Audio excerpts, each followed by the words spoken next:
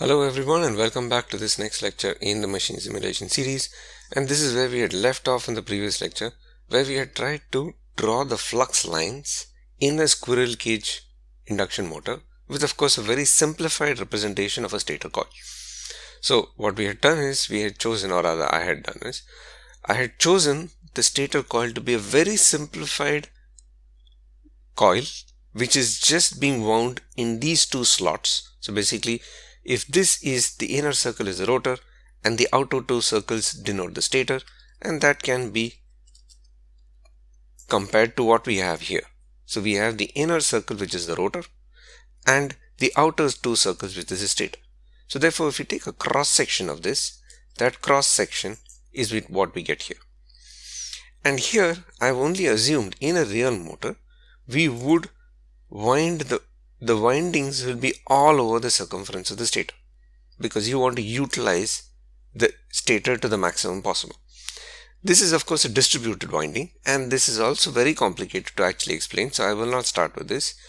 Instead, let us assume that this entire stator winding, if it's a single phase induction motor, the entire stator winding and there is no auxiliary winding, let us assume that it can be a single slot, that is a single pair of slots on the diameter of the stator. So there could be one here, one at the top, one at the bottom, and these two slots are carrying the coil of the stator.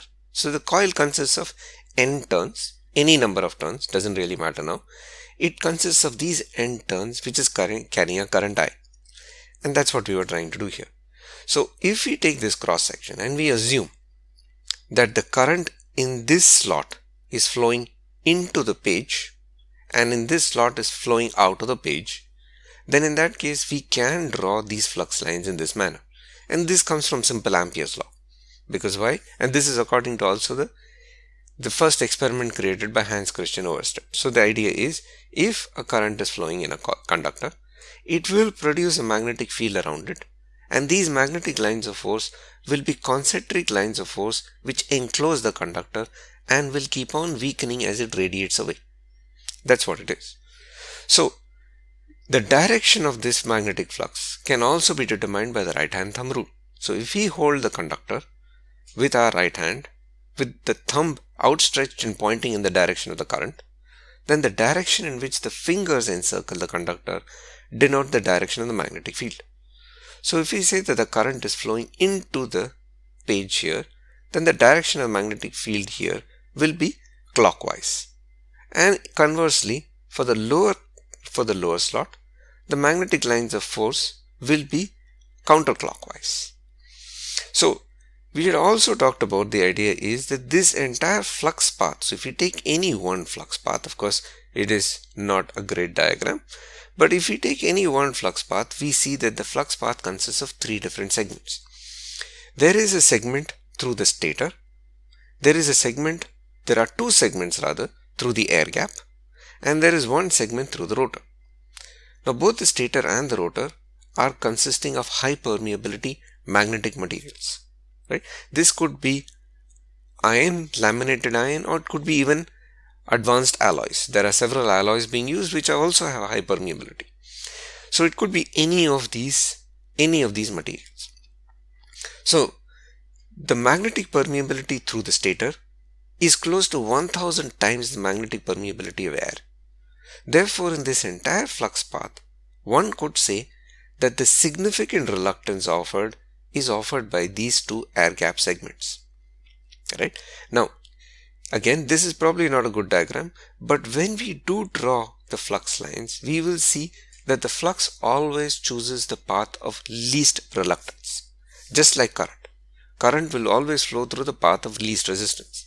In the same way, the flux will flow through the path of least reluctance. So when it flows through the air gap, it will choose the path of least reluctance, and that least reluctance is the path which has the least length.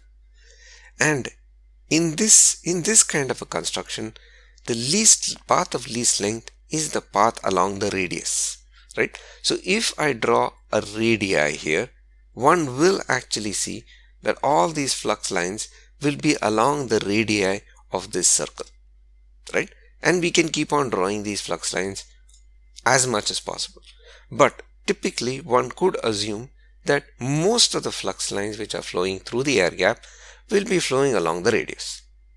So therefore we can determine the length of the air gap as the difference between the radius of the rotor and the difference between the inner radius of the stator. So this is possible. So this is where we had left off. Now what I would like to talk about in this lecture is the impact it has on the rotor, on the movement of the rotor, on this inductance and how it all matches up. So as always, before I start the lecture, a little bit of brief background that if you're interested in these kind of video lectures but you would like something a little more comprehensive, I do have full-length online courses that you can access on my own website, which is pythonpowerelectronics.com. So in this website, this is the home page. You can click on the button Learn and this will take you to the list of courses. So these are the 5 courses which I have currently. The very first course I have is called Simulating Power Electronic Circuits Using Python. And in this I talk about the basics of how you can use Python and Python Power Electronics to simulate power electronic circuits. The second course is called Basics of Digital Signal Processing for Power Engineers, and in this I talk about how you can use Python and packages such as the signal package within SciPy to analyze and design filters for power engineering applications.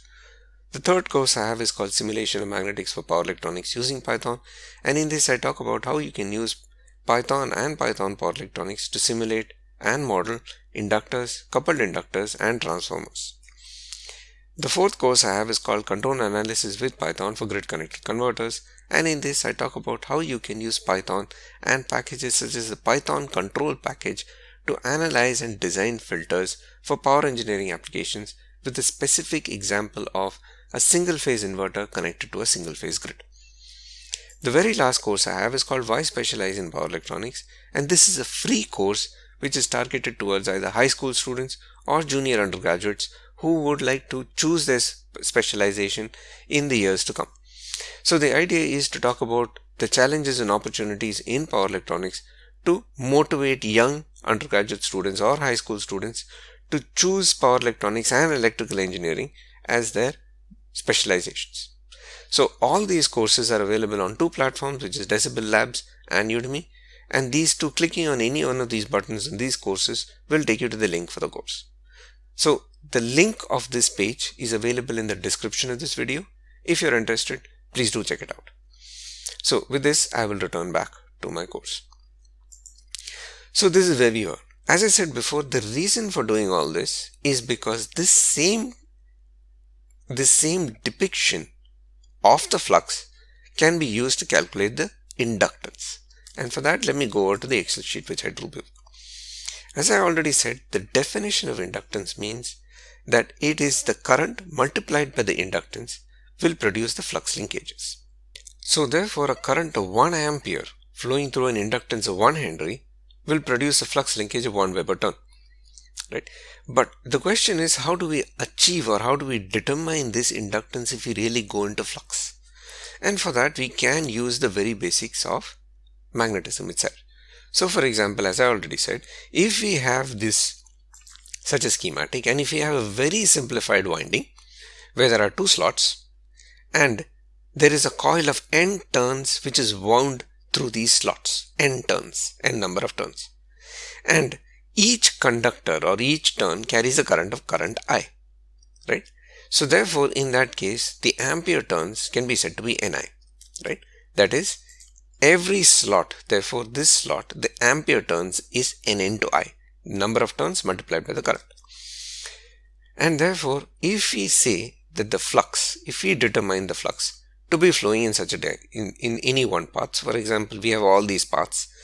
If we say that this one flux path, if we choose it, then if we determine the total reluctance of this flux path, which is the reluctance of the stator, the reluctance of the 2 air gaps, and the reluctance of the rotor, or if we approximate it to just the reluctance of the rotor, the reluctance of the air gaps, as we talked about before, in that case, we can say that the flux is equal to the number of ampere turns divided by the reluctance. And once we have the flux, we can multiply the flux by the number of turns n to get the flux linkages, right? So once we have this flux linkage and we already know the current I, we can of course calculate the inductance using the formula flux into flux linkages divided by the current I. So this is what we can do. Now the question is, why am I doing this? The reason is I would like to talk about how the rotor impacts the inductance. So now, for example, we are talking about a current flowing through the stator and we are talking about the flux linkages of the stator due to the current flowing in the stator. This is the definition of self-inductance. That is, we are talking about the flux linkages produced by a conductor due to the current flowing in the conductor itself. So in this case, this is the definition of the self-inductance of the stator. So the question here is, if we determine the flux linkage, right? If we determine the flux linkage using any one of these paths, then in that case, or we can even determine a mean path, in that case we can say that this self-inductance is equal to the flux linkage divided by the current flowing through it. So again, let us go back here. The reason why I'm trying to do this is we are trying to include the mechanical component of the simulation into the mathematical model. We have written these equations and we have already determined that the resistance of the stator and the resistance of the rotor do not depend significantly on the rotor position. They may not depend at all. They may depend upon the movement, because as the motor starts rotating, it will heat up and therefore there will be a change in the rotor resistance and the stator resistance. But typically these will not depend upon the rotor position. Now the question is, what about the self-inductance? The self-inductance, can we say that the self-inductance is dependent on the rotor angle? So now let's come over here and say this is the rotor. And let us say that we choose a particular axis. An axis, first we'll denote our horizontal axis.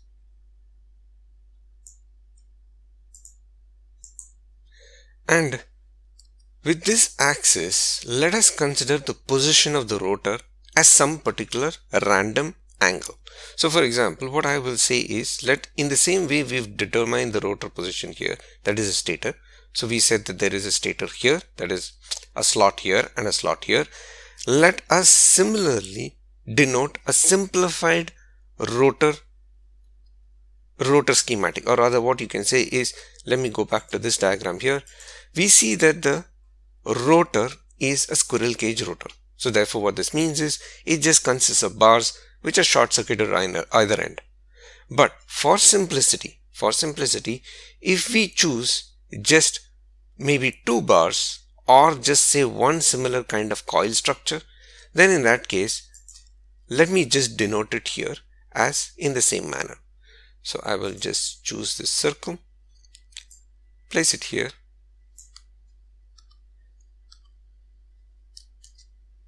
and place it here.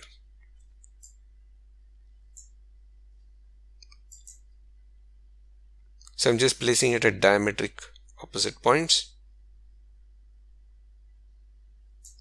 It's too far. Okay, this seems okay. So this is the rotor axis. So let me just draw another line here across these two. This is our rotor axis. So what I mean to say is that this rotor is rotating, and let us say it's rotating in the counterclockwise direction. So we can even maybe give it an arrow, but it doesn't really matter. Let's assume that it's rotating the counterclockwise direction. So therefore this angle at time t is equal to 0 was 0, and therefore this rotor axis is aligned along the horizontal axis, right? So therefore if we say that this angle made by the rotor axis with the horizontal axis is the angle theta, right? And this angle theta is this angle that we are referring to, right? Because as the rotor rotates, as it attains a certain speed, it will produce a rotor angle. Now question is, we have to define this rotor angle physically, because this is a physical angle. And since we have to define this rotor angle physically, we have to use certain conventions such as this. Of course, it's totally up to you. You can flip this convention around. So for example, instead of taking a horizontal axis, you can take a vertical axis instead. Alright, you can take a vertical axis. You can choose any other random position of the rotor to be the position at time t is equal to 0, and you can start measuring the angle between the rotor axis and your chosen axis as the angle theta. Right? That is totally up to you. This is the simplest possible definition of an angle. Why? Because the horizontal axis is something which is very, very natural. Similarly, if we choose the rotor in such a way and we denote a rotor axis with a simplified representation of a rotor winding, even though we know that is a squirrel cage induction motor and it consists of bars, let us consider to begin with a very simplified representation. So we can denote the rotor axis in this manner. Alright, so this angle between the rotor axis and the horizontal axis, we can denote it as theta m, which is the mechanical angle, if we assume that at time t is equal to 0, the rotor was aligned with this horizontal axis and it started moving. Right? So if it starts moving, rotating rather, at an angular speed of omega m, then in that case, at time t is equal to, at some time t, omega into t will be the rotor angle. Of course, the angle speed will not always be constant. Therefore, we have to integrate the speed with respect to time and not just multiply it by time, right? Because we are talking about a machine which can accelerate, which can decelerate and things like that, right? So, let us say that this is our definition. Now, the question we have to ask is this. If this rotor were to rotate, right, it could be rotating in any direction. So, for example, let me just choose this. I realize this is actually a much more easy to use tool, but I'm still getting used to it.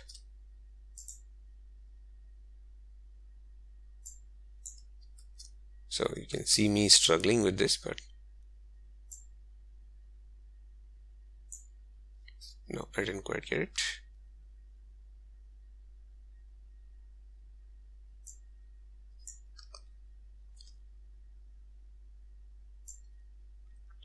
Okay. Now I've got it. So this is the rotor. I'm now selecting the rotor. The question what I'm trying to say is, at this some time t, some random time t, this is the position of the rotor. And these are the flux lines, right? Because as I already said, for any current I, we can draw the flux lines in this manner, right? We can draw the flux lines because always remember, the flux will always be concentric along the conductor, right? Will enclose the conductor and there will be lines which radiate out of the conductor. And as we move away from the conductor, they will keep getting weaker. So now the question here is, what if this rotor rotates to another position? And for that, we can try it out. So let's say, for example, I rotate it in the counterclockwise direction by 90 degrees, right? Because the rotor is rotating in this direction. Yeah. Okay. So this is what I try to do. I have grouped this entire rotor because after all, it's an entire structure, the rotor with the segment and the axis, right? So now I have rotated this rotor by 90 degrees. It was first along this direction and now it is in this direction. So this symbolizes the rotor. As it rotates, it attains a different position. Now, when it attains a different position, the question we need to ask is, how does it affect the lines of flux? At least with respect to the current produced by the stator. Now, if you look, there is no impact. The reason, it is a squirrel cage induction motor. A squirrel cage induction motor such as this one, let me go over to this one, such as this one is a cylinder with bars at the circumference and short circuited on both ends. Of course, one can argue that because of these bars there will be a difference, but this difference in structure is very minimal. You could assume that the rotor is a smooth cylinder. And if it is a smooth cylinder, metallic cylinder, in that case, this flux path within the rotor does not change. So wherever we try to, let me just rotate it once more, right? I'm going to rotate it again. So you see we rotated it back. So if we rotated in this direction, we came back all together, we see that during this entire rotation, the flux path will not change. The reason is this path here has remained constant. Doesn't matter where the position of the rotor is. As a result, this flux produced by the stator due to the current flowing in the stator, if we do not neglect anything, do not neglect the inductive effect of the rotor, then the result is that this flux is independent of the rotor position, which means that the stator inductance is independent of the rotor position. So, not only have we said is the stator resistance and the rotor resistance independent of theta m, now we are saying the stator inductance is also independent of theta m. Now, the question here is, I would like to stop and make sure that this is a special case. You cannot conclude this for every motor. It depends on the construction of the motor, and that's why I wanted to draw these diagrams. Now, I'll take a stop here at this point, and in the next lecture, we'll talk about briefly how, under what conditions can the stator inductance change due to the rotor position. It can change, and that happens when the rotor is a salient pole rotor.